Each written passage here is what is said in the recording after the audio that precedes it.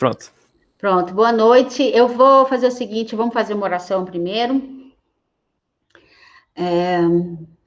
Rei Celestial, Consolador, Espírito da Verdade, presente em toda parte, ocupando todo lugar, tesouro de bens, pensador da vida, vem, habita em nós, purifica as nossas almas, tu que és bom. Amém, Senhor, que te comece e te termine tudo aquilo que fizermos agora, amém. Em nome do Pai, Filho, Espírito Santo, amém. Então, eu não sei exatamente qual foi o slide que a gente parou na aula passada. Eu vi que a gente começou a analisar alguns termos ortodoxos que são importantes para a gente poder ter uma destreza maior, né?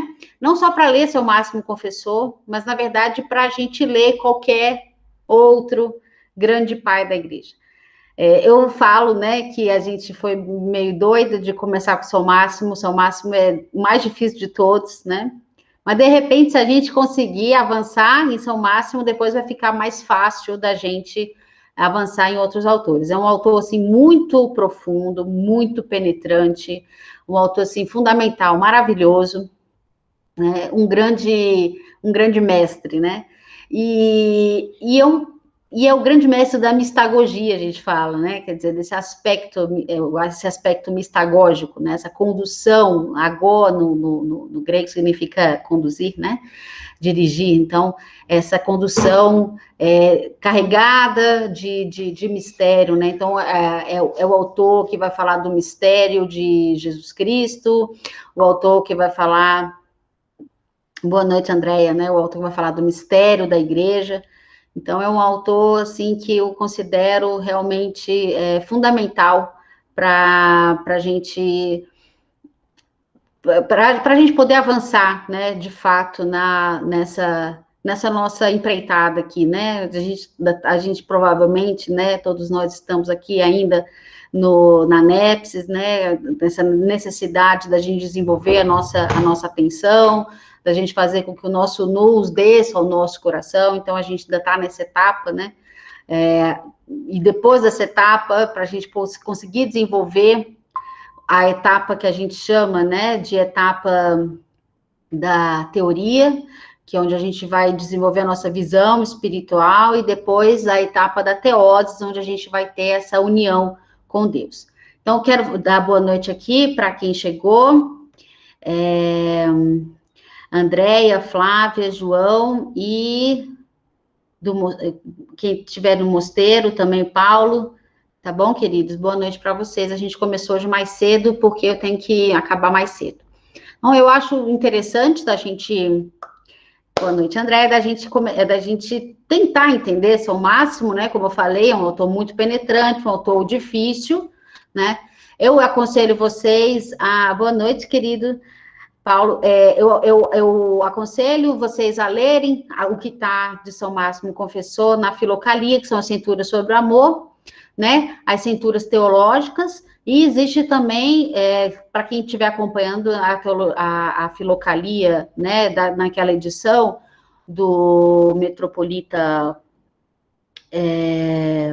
aquela em inglês meu Deus, esqueci o primeiro nome dele, mas Vari, né, é o sobrenome. Quem estiver acompanhando aquela em inglês, também tem os comentários de São Máximo Confessor acerca do Pai Nosso, né?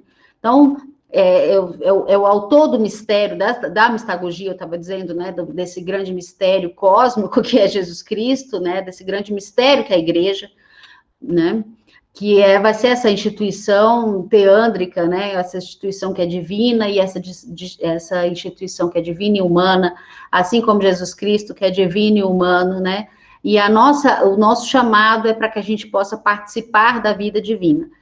O que é muito importante da gente ter em conta aqui, no caso da ortodoxia, é que sempre vai se manter essa alteridade entre Deus e o homem. Essa alteridade, ela sempre vai se manter. A gente sempre fala que não é uma diluição do humano no divino, não é um apagamento do humano no divino, mas é, na verdade, uma participação na vida divina em que você vai desenvolver plenamente a sua humanidade. E aí a gente lembra aquela frase, aquela oração linda de São Paísios, que ele diz que ele pede a Deus para que ele possa se tornar um ser humano, né? Então, eu peço a Deus, Senhor, faça de mim um ser humano. Então, quando você participa da vida divina, você descobre, de fato, a vida humana, a vida que foi destinada a você. Você se torna plenamente um ser humano. Então, é como se a nossa natureza humana, ela tivesse, de alguma forma, ela tivesse... o nosso nous, ele tá num estado de obscurecimento, e a nossa natureza humana, ela está meio que obscurecida, né? A realização da natureza humana é a realização da graça. Então, não existe essa antinomia entre graça e natureza, que, por exemplo, a gente percebe existir numa visão mais agostiniana, ou talvez numa visão mais luterana, mais calvinista, né? Numa visão mais do cristianismo, de um cristianismo mais reformado ali, né? A visão que nós temos aqui é que o desenvolvimento, a graça e a natureza, quer dizer, nós vamos recuperar a nossa natureza. A nossa natureza, de alguma maneira, ela não está desenvolvendo todo o seu potencial, toda a sua dinamis, né? De alguma forma, a nossa natureza, ela não está plenamente atualizada. Por que eu digo isso? Porque nós somos seres à imagem e semelhança de Deus, e de alguma forma, nossa semelhança não está se manifestando. A nossa imagem, de alguma maneira, se manifesta, porque nós somos diferentes dos outros seres da criação. A gente é diferente dos outros seres da criação, né? Mas a nossa semelhança não se manifesta, né? De alguma maneira, nós estamos com o nosso nous em um estado de obscurecimento. Esse estado de obscurecimento do nous, o nous que é a sede da consciência humana, o nous que a gente pode traduzir como intelecto, mas não devemos entender como algo intelectual, mas alguma coisa que está ligada também a uma capacidade de sensibilidade, uma capacidade de pensar com o coração e de ver as coisas no âmbito do coração. O nosso nous, ele está deslocado do seu lugar natural. O lugar natural do nous é o coração, e de alguma maneira ele não está ali, não está centrado no coração, por isso nós não conseguimos amar, né? E a gente fica permanentemente disperso, permanentemente pensando em várias coisas ao mesmo tempo, e a gente não consegue fazer esse exercício do nous no nosso coração e ver as coisas com os olhos do coração. O que eu acho muito legal, assim, muito diferente da ortodoxia com relação ao cristianismo ocidental. O cristianismo ocidental vai ser um cristianismo intelectualizado, mas de uma outra forma, ou seja, como a gente tinha dito, é um cristianismo muito voltado para uma visão racionalista, uma visão muito racional, muito voltada a uma ideia de rigor, né, de método. Por exemplo, quando você vai ler, né, São Tomás de Aquino, você vê que existe um rigor ali muito grande, existe toda uma tentativa de um pensamento muito bem estruturado, e assim, então é uma teologia muito racional, digamos assim, tá? Ou seja, o que os ortodoxos dizem? Que os ocidentais confundiram o logic, que seria esse aspecto racional, com o nous, que seria essa potência superior. O logic, a logicidade, não logos, né? Porque o logos é o Cristo, mas essa logicidade, ela tem que estar subordinada ao nous, certo? Assim como o logos, o Cristo, está ao Pai. Então, quando você, de alguma maneira, faz o inverso, tenta subordinar o nous ao logos, né? Ao logos, não. Você tenta subordinar o nous ao logic, né? A essa capacidade lógica, né? O que vai acontecer é que você vai perder, né? Você vai deixar com que esse nous ele se perca e ele se subordine a uma capacidade que seria uma capacidade humana. Então, você, de alguma maneira, cria alguns ídolos, né, pela razão humana. A razão humana é como se você passasse a enaltecer aquilo, um aspecto humano, como se ele fosse divino. Então, com isso essa foi a queda, digamos assim, que aconteceu Boa noite, Kilson, querido. Essa foi a queda que, de alguma forma, aconteceu no Ocidente. Você, de alguma maneira, você tentou subordinar a participação da vida divina, que seria a teologia, você tentou subordinar isso a uma visão meramente racional. E aí, nisso, você criou todo o espaço para uma visão humanista e depois para uma visão naturalista, e depois até a morte de Deus, né? Você cria um humanismo, depois você cria uma visão naturalista e você cai num deísmo, depois um agnosticismo e, por fim, um ateísmo. Isso é quase que uma consequência lógica, uma consequência natural, certo? Quando a gente vai estudando, então, São Máximo Confessor, é interessante ver que o Larcher, né, que vai ser um grande estudioso do São Máximo Confessor, ele também é um grande interessado na questão da terapia, dessa terapia néptica, né, desse desenvolvimento dessa visão, né, espiritual. E aí eu acho interessante da gente levar isso em consideração, que estudar São Máximo, de alguma maneira, é a gente se submeter a essa terapia, né? Porque qual que vai ser a grande diferença, então, que a gente vai acabar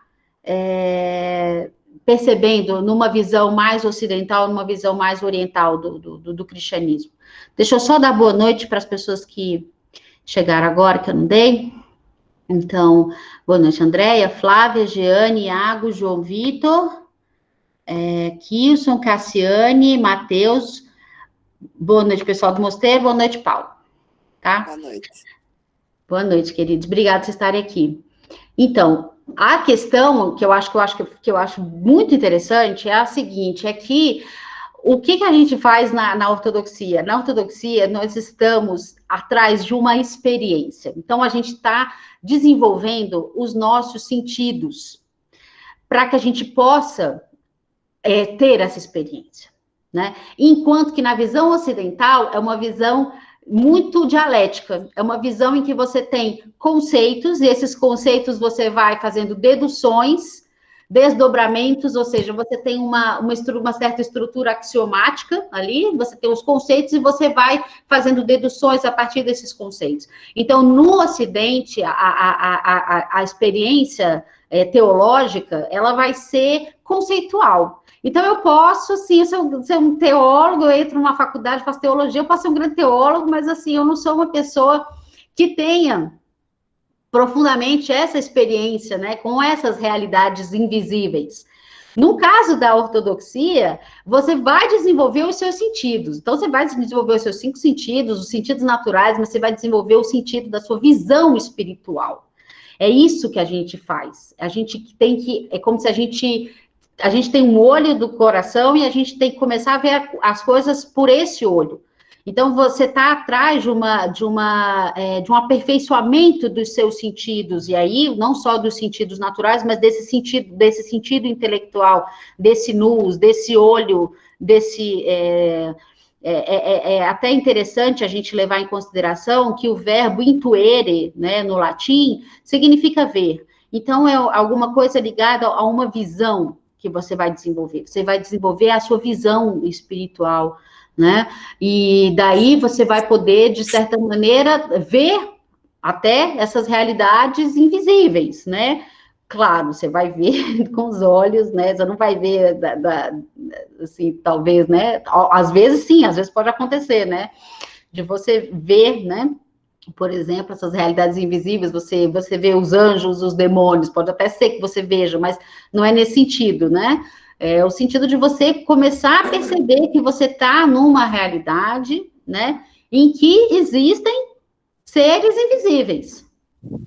Você está numa realidade em que nem tudo que você vê corresponde à totalidade da realidade. Há muitas coisas que você não vê que estão incluídas nessa realidade também, e essas coisas que você não vê, elas de alguma maneira determinam a tua vida, porque você pode aderir ou não às sugestões que elas estão lhe dando, né?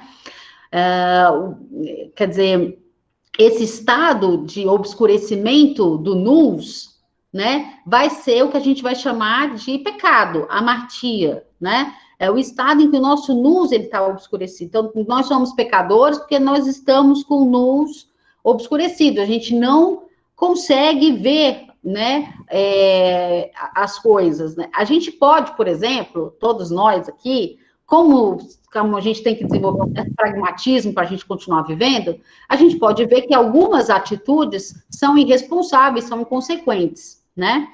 E aí a gente pode evitar, mas a gente não evita essas atitudes porque a gente percebe que elas estão em desacordo com a nossa própria natureza. A gente rejeita porque a gente é pragmático, a gente fala, não vou fazer isso, porque se eu fizer isso, eu vou trazer consequências ruins. Ou seja, a gente age muito numa lógica consequencialista, né? Da gente aceitar algumas coisas e rejeitar outras, justamente porque a gente faz um certo cálculo aí utilitário, né? E pronto. Mas não é isso, né? Não é isso. Nós aqui, nós cristãos, o cristianismo é uma religião que não é utilitária de modo algum, né? A gente ama a beleza pela beleza mesma, né? Amamos a Deus porque a felicidade suprema é amar a Deus, né? Você não precisa esperar a recompensa do seu amor a Deus, porque amar a Deus é a própria recompensa, é a própria felicidade. Então, a gente não faz, não devemos, pelo menos, ficar fazendo cálculos, né? Quando nós servimos os irmãos, quando nós servimos a igreja, nós somos felizes já nesse serviço. A recompensa já está nesse próprio ato de doação, né? Quando a gente não está, né, essa é a visão cristã, mas quando a gente não está nessa visão reta, né, essa visão ortodoxa, essa visão reta, a gente está com o nosso nous obscurecido, obnubilado, né, e aí a gente não percebe as coisas e a gente vai caminhando, no mundo, né, sempre numa base, assim, de uma certa barganha, né, o que eu posso lucrar, o que eu posso... que tipo de prejuízo eu posso ter se eu fizer determinadas escolhas. Então, o que é muito bom da gente ter que começar a entender é que a perspectiva que a gente precisa desenvolver, né, em nós é aquilo que a gente chama, né, de teoria, né, e que é traduzido por contemplação, tá? Existe uma contemplação natural, que a gente observa, que a gente conhece, por exemplo, quando a gente estuda Platão e Aristóteles, é uma contemplação natural, é a contemplação filosófica, que em si já não é utilitária, né? Todos os filósofos, a filosofia se desenvolveu na Grécia, por quê? Porque aquele povo maravilhoso, especial, os gregos, que amo de paixão, sou apaixonada pelos gregos, eles buscavam a verdade pela verdade mesma. Amava a beleza pela beleza mesma. Não queriam. Por que a filosofia se desenvolveu na Grécia? Porque eles buscavam algo, a verdade, o conhecimento, por eles mesmos, como um fim em si mesmo. Por que eu amo a verdade? Porque é verdade. Por que eu busco a verdade? Porque é verdade. Só os gregos fizeram isso, né? Só os gregos fizeram isso. Os outros povos, e é por isso que foi necessário o encontro, né, dessa potência que é a Jerusalém, né, com essa potência grega, né, para que surgisse o cristianismo. Os outros povos, por exemplo, os babilônios, os egípcios, eles desenvolveram uma matemática fantástica, né, mas era uma matemática sempre para fins utilitários, né, para fins agrícolas, desenvolvimento de calendário, tudo isso visando, né, o conhecimento de astronomia que eles tiveram foi fantástico, mas era sempre visando uma questão prática, né. Os gregos, eles desenvolveram uma matemática, uma geometria, e astronomia também, muitas vezes pela contemplação das esferas celestes, pela contemplação da beleza, né? Essa contemplação natural dos gregos, né, que a gente precisa ter em mente, que é o pathos grego, digamos assim, pathos entre aspas, né, que é uma paixão grega, é alguma coisa que a gente precisa ter, né, mas agora não no âmbito natural, mas no âmbito místico, a gente tem que desenvolver essa visão contemplativa das coisas, né, essa busca dessa contemplação mística.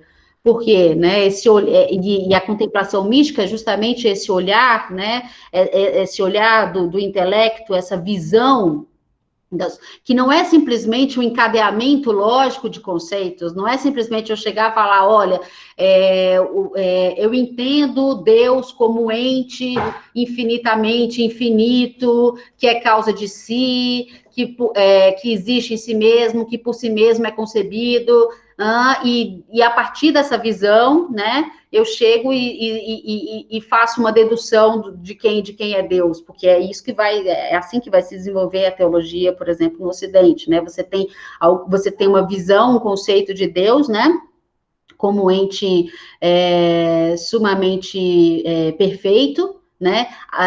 A partir de alguns conceitos como aceidade, ou seja, ele é em si mesmo, ele é por si mesmo, ele é causa de si, ele é puro ato, e a partir dessas, ele é causa eminente de tudo, ele é causa transitiva, ou seja, ele é uma causa que se separa dos seus efeitos, e a partir desses conceitos eu vou tentando deduzir o agir de Deus, a maneira como Deus se comunica com as criaturas, é assim que vai se desenvolver muito a teologia no Ocidente, né? No Oriente não pode ser assim, né? No Oriente é muito mais uma experiência de uma purificação, né?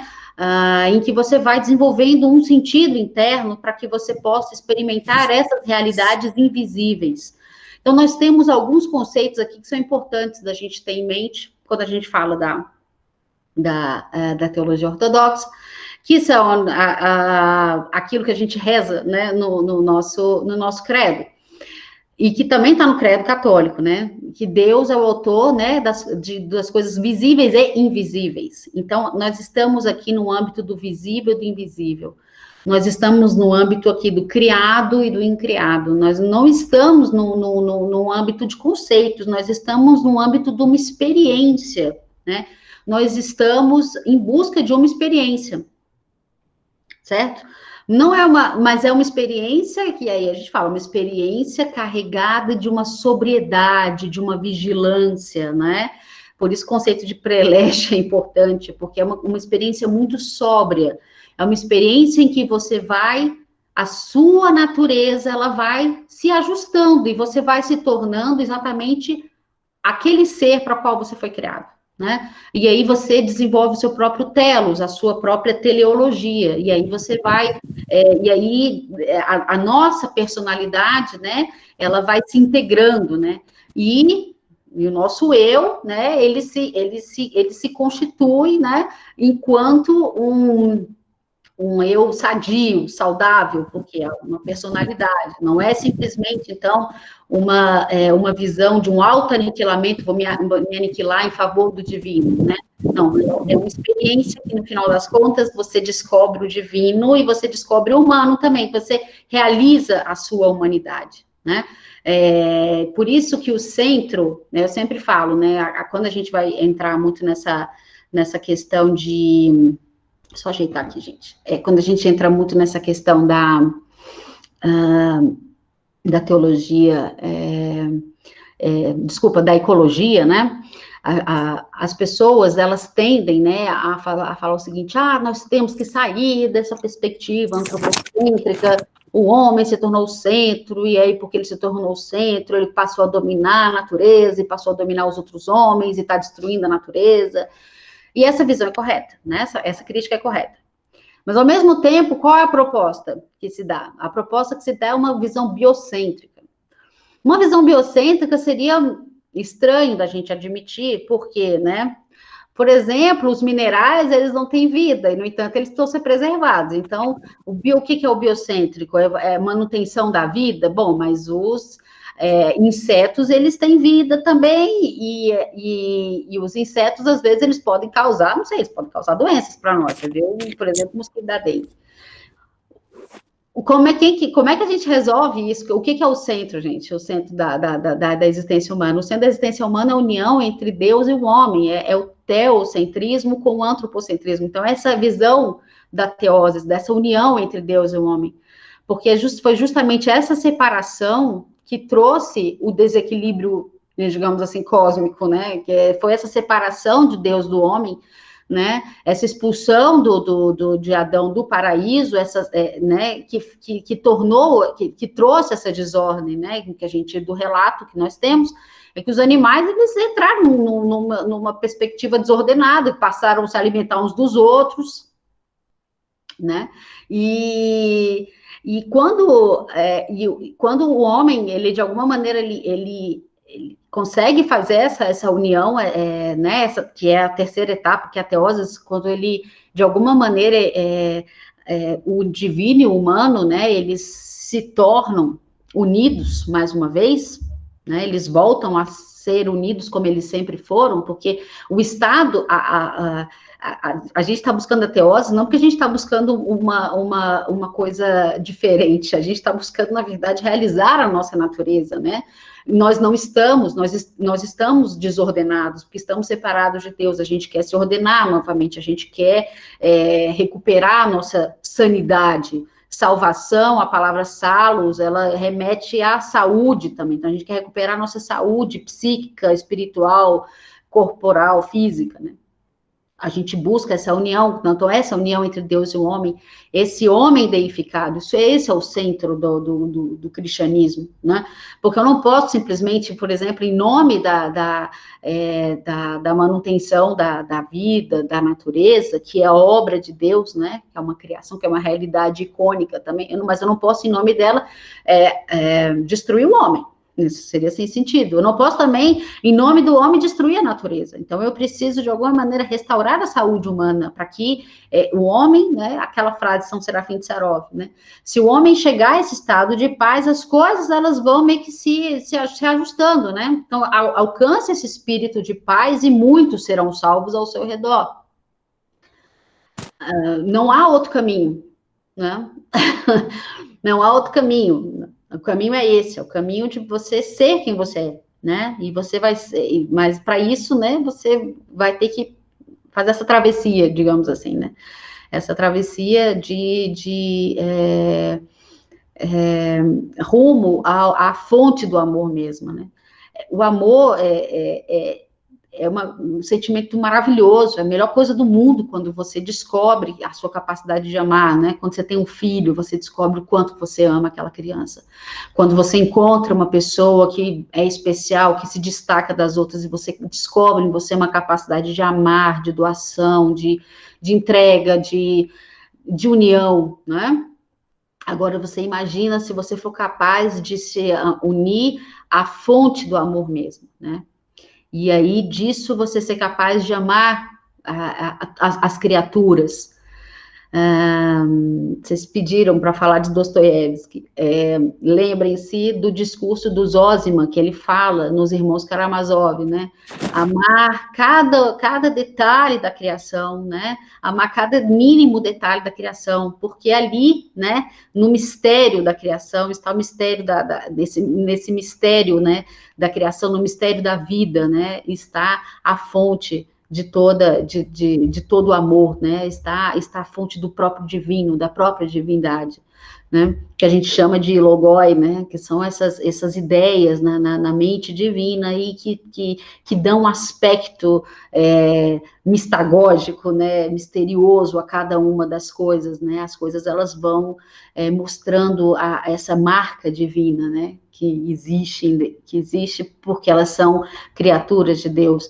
Então, a gente perceber que não apenas Deus, essa realidade misteriosa, né, apofática, eu não consigo, eu não posso falar de Deus como um conceito, por quê? Porque Deus é uma realidade que me escapa. Se eu crio um conceito de Deus, eu aprisionei Deus nesse conceito, eu cristalizei a vida de Deus, ou o devir, essa força, essa potência de Deus. Eu não posso fazer isso, né? Deus é uma realidade com quem eu me relaciono, é a fonte da minha felicidade, da minha vida, de tudo. É alguém que a quem eu quero me entregar com todas as forças, essa realidade que eu quero experimentar, eu quero participar da vida dele. Quando você ama alguém, você quer participar da vida dele. Então, isso é o amor a Deus, amar a Deus sobre todas as coisas, para que você possa amar os outros. É isso que os judeus já tinham entendido, né? E que a gente quer cumprir, a gente quer o cumprimento da lei. O cumprimento da lei é isso, né? Amar a Deus acima de tudo, né? Participando da vida divina para que a gente possa amar os outros, a gente unir-se à fonte do amor mesmo, para que a gente possa amar os outros, amar cada mistério, né? Cada mínimo detalhe da criação. E nisso, né? Nessa questão desse amor que a gente vai desenvolvendo, a gente de alguma maneira vai recuperando, né? A gente vai se sanando, a gente vai aprendendo, né? Que o amor é o que cura o ser humano. O ser humano é curado, né? Quando ele desenvolve essa capacidade de estar unido à fonte do amor mesmo. Isso é a cura, né? Do ser humano. Uma coisa que é fantástico, né? Por exemplo, quando a gente lê São Máximo Confessor, é que se Deus, essa realidade misteriosa, né, o apofático, né, ou seja, aquilo que eu não posso reduzir a conceitos, eu não posso fazer um conceito de Deus, eu não posso também fazer um conceito dos seres humanos, eu não posso fazer um conceito nem dos seres vivos, né? Então, não sei, por exemplo, né, quando a gente tem um bichinho de estimação que a gente ama, né, que traz aquela alegria para a gente, que é o nosso companheiro, a gente não vai fazer um conceito dele, a gente quer se relacionar com ele. Então, a gente não pode... Qual é a desgraça que nós estamos envolvidos atualmente nesse mundo, né, decaído em que nós vivemos, essa necessidade que nós temos de criar conceitos, né, sobre tudo, né? Então a gente vai criando conceitos e tudo, e a gente vai achando que o conceito é a realidade mesmo. É claro que o conceito é importante para a gente poder, de alguma maneira, simplificar a realidade, organizar o nosso pensamento.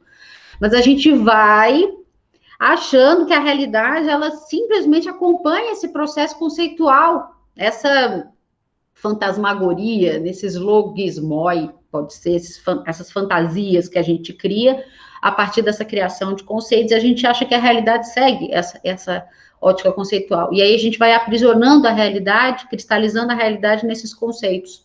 E aí isso é o perigo, né? Porque a gente começa a objetivar tudo. Então as coisas vão se tornando o quê? Objetos, né? Nós somos um sujeito e as outras coisas são objetos aos quais a gente consegue analisar de fora e a gente consegue dar uma palavra final a elas. Então, se a gente entra nessa perspectiva apofática, né, que é o convite, né, do cristianismo, o convite cristão é esse, entrar nessa realidade apofática da vida divina. Você vai ver, como diz Zosiman, os irmãos Karamazov, o mistério de todas as coisas. As coisas, elas são misteriosas também, porque elas têm uma origem divina, elas também têm um mistério. Então, elas também não podem ser encerradas em conceito. A realidade, ela é muito mais ampla, ela é muito mais divina, ela é muito mais misteriosa, ela é muito mais maravilhosa do que a gente consegue entender. E por que a gente não vê isso? Porque nós criamos conceitos, nós pensamos de forma pragmática e nós queremos que a realidade ela se ajuste a esse esquema conceitual que a gente inventou na nossa cabeça. E é por isso que a gente não consegue desenvolver nem a nossa contemplação natural, que é aquela dos gregos, quanto mais a nossa contemplação mística, que seria essa segunda etapa, né, que é a teoria. Então, o problema nosso, né, é que nosso excesso de utilitarismo, nossa falta de experiência mesmo, a nossa tentativa de a gente achar que tudo a gente pode resolver com uma técnica, que tudo a gente pode resolver com conhecimento, que não precisa de praxis, vai fazendo com que a gente vá perdendo o mistério sublime de cada uma das coisas, e a gente vai se comportando também, já que vocês pediram Dostoiévski, a gente vai se comportando como esses indivíduos possessos dos romances de Dostoiévski, que entram nas ideologias, né, que criam essas realidades conceituais, entram nesse mundo da ideologia, né, vê que a realidade não se ajusta à ideologia e quer, de toda forma, fazer com que a realidade se ajuste ao seu esquema conceitual, ao seu esquema ideológico, e nisso vai sacrificando todo mundo, né? Porque para poder fazer com que a realidade se ajuste a esse esquema conceitual. Então, olha o drama que é você sair dessa perspectiva da vida, da realidade, dos encontros, do amor, do mistério, da contemplação natural, da contemplação mística, e você entrar nesse mundo demoníaco dos conceitos, em que você precisa com que as coisas se ajustem a conceitos. Aí vem sempre aquela classe de iluminados que acreditam que tem a teoria certa para tudo, e a realidade precisa agora se ajustar a todo esse esquema conceitual, a todo esse esquema técnico, né? E aí a gente cai é o mundo que nós vivemos, é o mundo da tecnocracia, vai ter que se ajustar a isso, a esse esquema técnico, a esse esquema conceitual, e vamos reduzir a realidade a isso, e vamos empobrecer a realidade, e vamos perder de vista o fato de que tudo carrega um mistério divino. Por quê? Porque veio de Deus, não é? Veio da própria... os seres humanos, né, ao invés deles amarem o seu Criador, eles começam a amar as criaturas, esses esquemas conceituais que eles criam. Então, eles começam a amar as máquinas, eles começam a idolatrar as suas próprias ideologias, e aí eles caem justamente nesses dramas que a gente percebe aí nos romances aí de Dostoiévski, né? Você vê lá o Raskolnikov, em nome de toda uma ideologia, ele acha que pode sacrificar, né, a dona lá da pensão lá onde ele mora, e nos processos, né, nos demônios também, você vê lá o drama, né, daqueles indivíduos possessos que acreditam que eles podem sacrificar a realidade em nome desses seus esquemas mentais. Se você sai da esfera da experiência, né, da esfera dessa praxis, do encontro, né, que é o encontro que permite o amor, que permite a redenção de Dostoiévski, desculpa, do Raskolnikov, acaba sendo no amor, né, que ele tem pela Sônia, a Sônia acaba sendo esse caminho de redenção a ele. Se você perde essa dimensão do encontro, da experiência, do mistério divino de todas as coisas, se você vai perdendo isso, você vai entrando nesse mundo demoníaco dos conceitos, da técnica, da criação humana, da idolatria, da vaidade, você entra no mundo das paixões, e você perde a sua capacidade de redenção, e você perde a sua salvação, e você perde a você mesmo. Então, você fica com o seu ego, com a sua personalidade totalmente cindida, né? Você tem comportamentos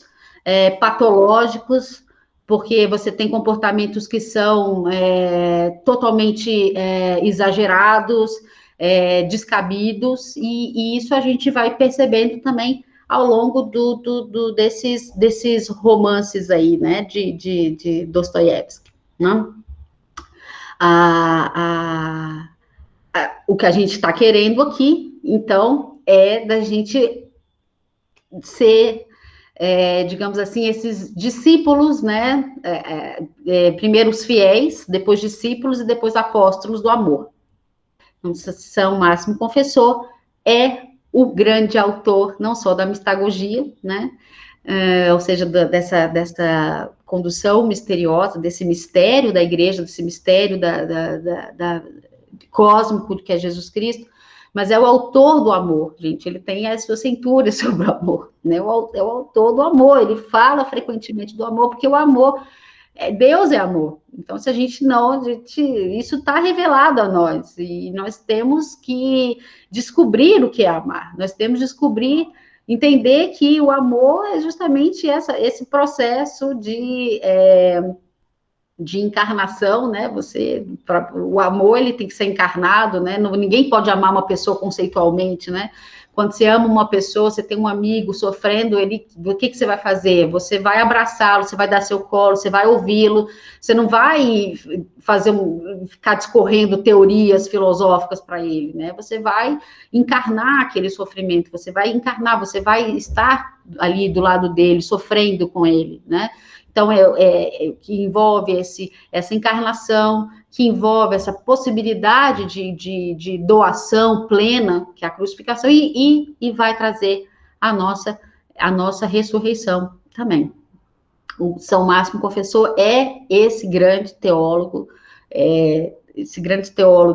da mistagogia, do amor, da teoses, tudo isso a gente vai descobrindo quando a gente vai lendo São Máximo Confessor. Como eu disse, a gente precisa primeiro nos familiarizar com os conceitos, né, importantes aí da ortodoxia. Eu não lembro, quero saber se vocês se lembram qual foi o último, que a gente fez um léxico, né? A gente eu peguei o glossário daquela tese de doutorado do Zoran Vujic, eu acho, nem lembro mais o nome dele, Vujic. E aí, eu quero saber se vocês se lembram qual foi o conceito, onde que a gente parou, qual foi o último que a gente viu. Eu não lembro aqui. Vocês se lembram? Eu não me lembro. Não sei se a gente já viu Esíquia, a Cese, Diacrises, Dianóia, acho que a gente já viu. Doxidina, a gente já Foi. viu. Eu acho que a gente parou em apatia. Apatia é o primeiro. Apatia é o primeiro? A gente chegou a Sídia. Deixa eu olhar aqui o slide, porque eu lembro, mais ou menos. Porque acho que êxtase a gente viu. Viu? Vou até botar aqui para apresentar agora. E eu falei tanto, eu nem botei para apresentar.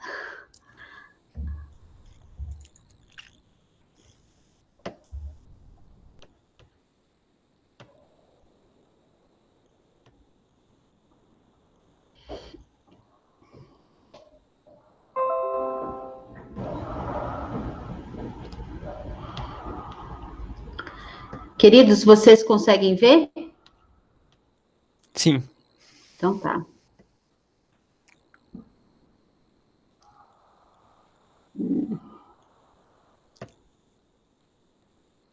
Eu acho que fica difícil para vocês lerem, né?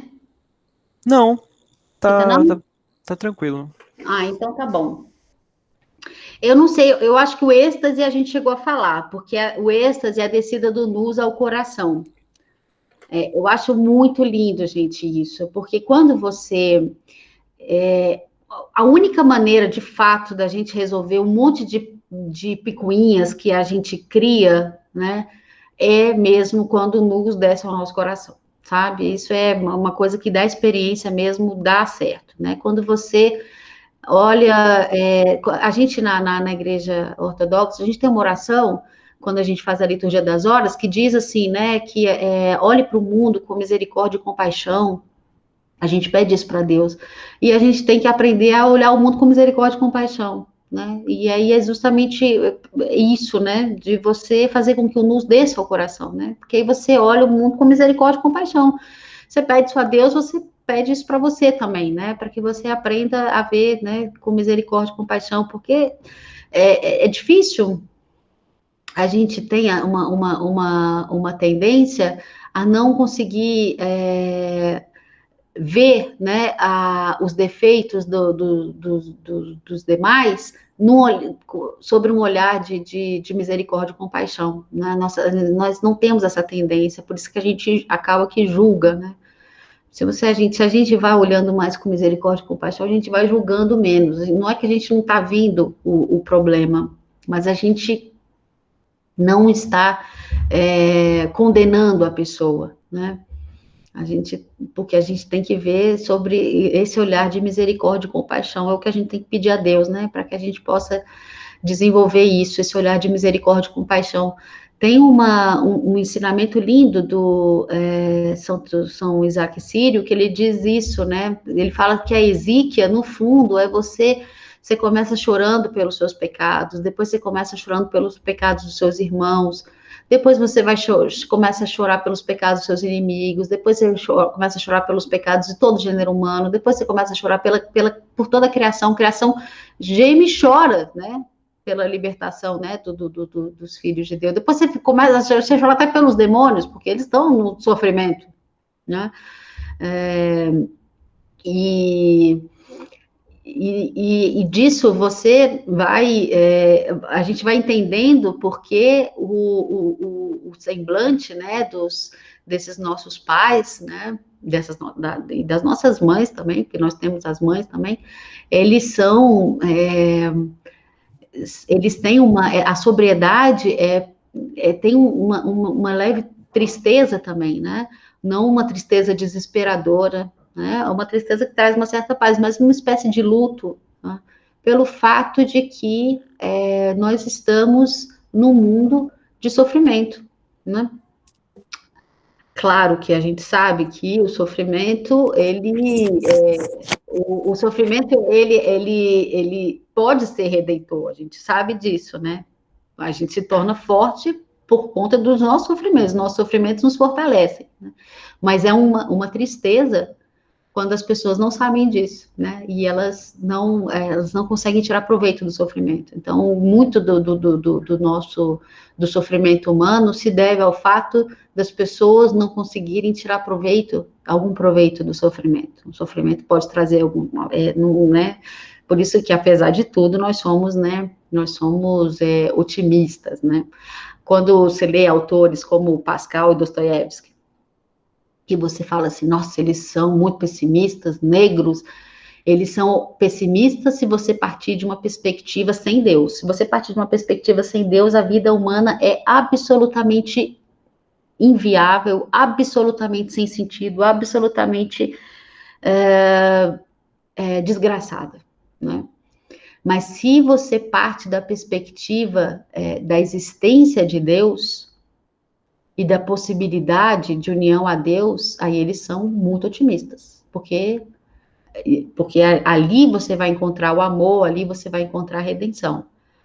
Se você ler Blaise Pascal, não sei se vocês já leram, se você ler Blaise Pascal, se você ler numa ótica sem Deus, você se joga da ponte. Se você ler Blaise Pascal, porque se você ler da ótica da existência de Deus, aí você vê você vê ali um autor que te mostra exatamente, ele é um médico que te mostra exatamente o câncer que você possui, mas ele te mostra também a cura, né?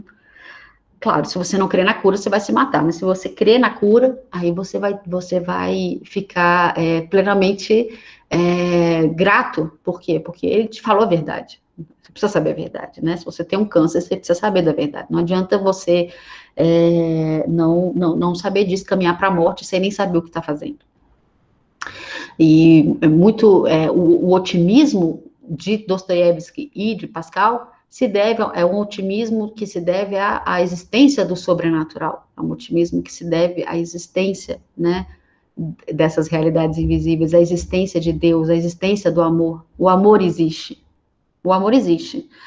O amor natural existe, todos nós já experimentamos o amor.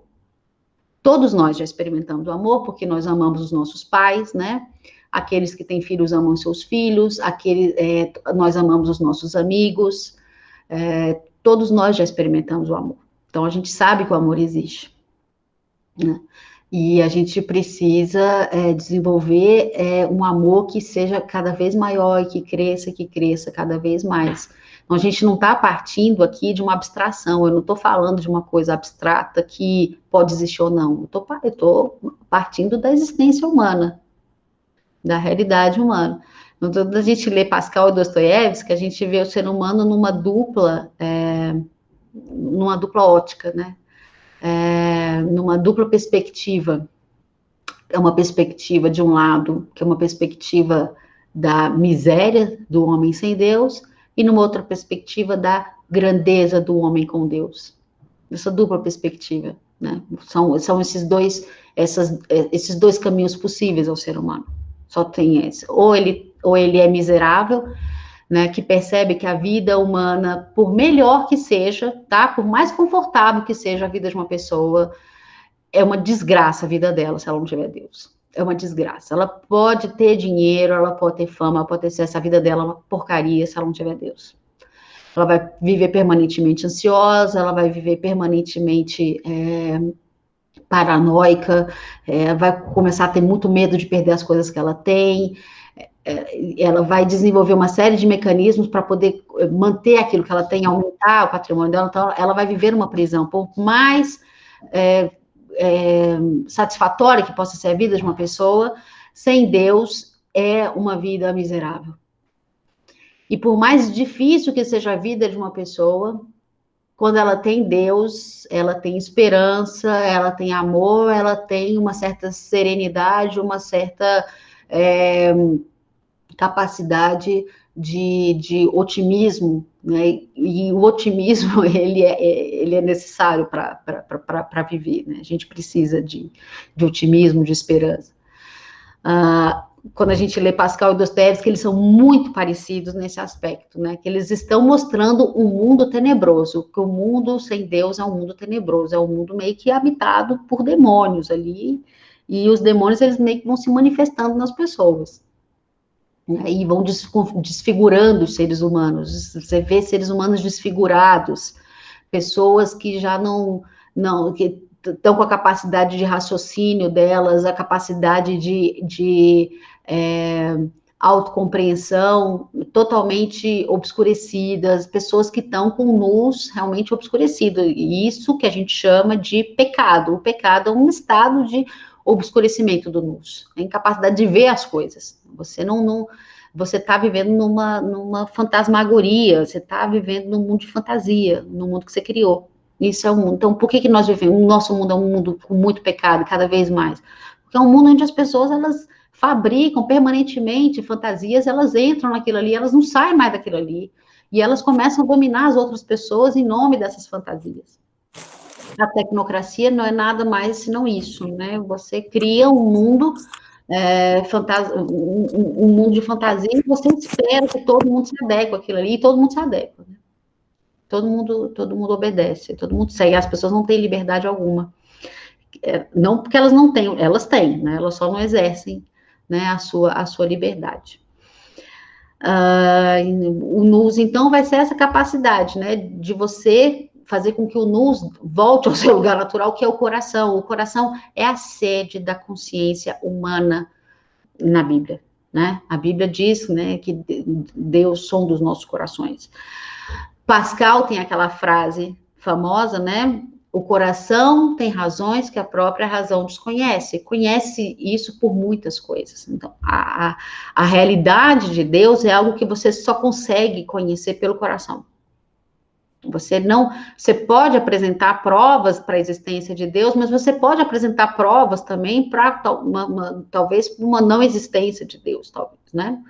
O discurso do teísmo e do ateísmo, esse debate, ele pode até se resolver academicamente em favor de um dos lados, mas ele não faz muito sentido, porque o ateu não vai se convencer da crença em Deus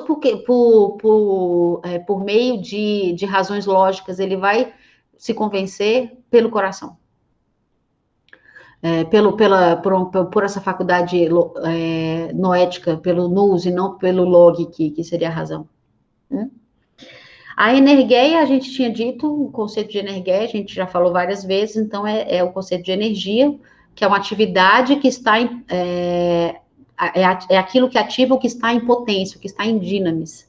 Então, o que são as energias incriadas de Deus? As energias incriadas de Deus, elas ativam a nossa semelhança a Deus. Então, nós temos uma semelhança com Deus que ela está em potência, né? Vocês lembram o que está em potência? Aquilo que está em potência é aquilo que pode se atualizar ou não, que pode se realizar ou não. Por exemplo, uma criança, ela é em potência um adulto. Isso pode se realizar ou não. Quando é que vai se realizar? Quando ela for bem nutrida, ela se desenvolver bem, né? E ela passar por todas as etapas, isso vai. Mas vamos supor que essa criança seja uma criança que tenha adquirido algum tipo de doença, ou ela não foi bem nutrida, isso não vai se realizar de forma a contento, né? Ela vai crescer, se desenvolver, mas ela não vai ser plenamente um adulto que ela poderia ser se tivesse sido dadas as condições corretas a ela, né? Então, aqui, a energia, as energias incriadas de Deus, elas ativam o que está em potência. O que está em potência em nós? A nossa semelhança a Deus. Nós somos semelhantes a Deus em potência. E isso é fácil da gente também constatar. Também vou dar um exemplo empírico. Você olha para uma criança batizada, você vê ali, tá? A semelhança a Deus. Não sei se vocês, na igreja que vocês participam, se se tem muitas crianças, mas na igreja que eu frequento, as crianças batizadas, né, todas as crianças já recebem a comunhão, todas elas se comportam de uma forma muito linda na igreja, porque elas conseguem manifestar essas energias incriadas muito mais do que nós, porque elas são puras, né? Porque elas não foram tão contaminadas, tão deformadas como nós fomos. A gnose, é importante a gente distinguir gnose de gnosticismo. O gnosticismo foi um movimento herético, né, que existe até hoje. Os gnósticos acreditam que todo tipo de redenção está no conhecimento, né? Mas existe uma gnose cristã, de que vai falar São Clemente de Alexandria, fala disso, São Máximo Confessor fala, também Evagrio Pontico fala, que é justamente conhecereis a verdade vos libertará. Então, existe um conhecimento, uma gnose divina, né? Existe um conhecimento que é libertador, mas, obviamente, que esse conhecimento não é um conhecimento simplesmente conceitual, como a gente está falando, né? Não é um conhecimento por esses logismoi, né? Por essas fantasias, por esses conceitos, mas é um conhecimento que advém de uma experiência, né? De uma praxis. É por isso, gente, que todo o processo inicial é um processo de obediência aos mandamentos, praxis, né? São a ortopraxis que a gente fala, né? São você participar, né, dos serviços divinos, né? Você seguir os jejuns, quer dizer, são práticas que você tem que ir seguindo. Então, o início é isso. Você não adianta, não quer seguir. Se você não quiser seguir essas práticas, você mostra que você não é obediente, você mostra que você não é humilde e você não vai avançar, né? Você pode ler, estudar. Mas se você não está nessa perspectiva de obediência, de humildade, você não vai passar por esse processo purgativo, né, de catarses, né, que é o primeiro estágio, para que você possa chegar a esse conhecimento. Porque esse conhecimento não é um conhecimento meramente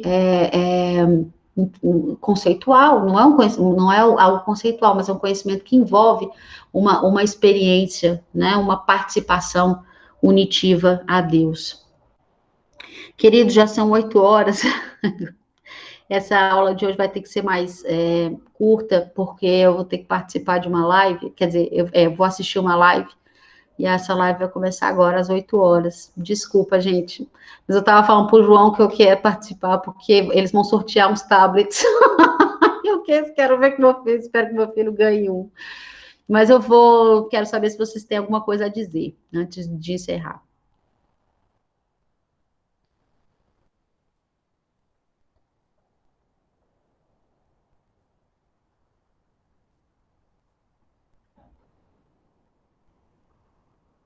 Vocês não querem falar nada? Tava tão ruim assim? Muito obrigado pela aula, né? Quem que tá falando? Sou eu, Kilson. Ah, Kilson, querido. Obrigada, Kilson, de você ter participado. Você sabe que você mora no meu coração. Você também. É. Sabe, né? Sistra. Sestra, moi brat. Não, Sistra no Sestra, né? Então. Eu sou sua sestra e você é meu brat. Meu irmão. Então, bom, eu peço desculpa, gente. Eu vou encerrar, então. Espero que vocês tenham gostado da aula. Eu vi que algumas pessoas chegaram aqui pela primeira vez. Sejam bem-vindos. Espero que vocês tenham gostado, queridos. Assim, a aula que vem a gente vai... Eu prometo que vai durar 2 horas, como as outras, mas é porque realmente eu quero assistir essa live por causa do meu filho. Mas o tema da live é bom também. É um tema, assim, não é um tema ruim, não. Eu nunca assisto live nenhuma, essa eu vou assistir. Desculpa, gente, vocês me perdoem. Não tem problema não, professora. Obrigado pela aula, foi excelente. Então tá, queridos. O que importa, gente, é nós buscarmos realmente essa... Obrigada, Iago, essa experiência, né? Não é uma coisa conceitual. O grande problema de nós ocidentais, principalmente nós ocidentais, quando a gente se torna ortodoxo, a gente vem, geralmente, né? A gente já leu um monte de coisa, então a gente já chega achando que sabe um monte de coisa. E aí eles olham para a gente. E obrigada, Andréia. Os ortodoxos nativos olham para a gente assim, como assim, achando assim, uns pobre coitados, que é o que nós somos, de fato, né? Como quem diz, olha, vocês não sabem de nada, vocês acham que sabem, não sabem, porque a questão não é o livro, tanto de livro que você lê, né? Não é isso.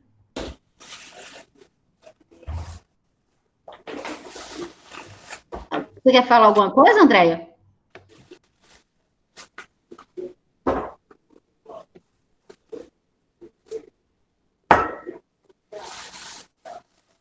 Bom, então, meus amores, eu vou encerrar aqui. Aí depois o João, ele tá gravando, ele me dá o link e eu vou botar no YouTube.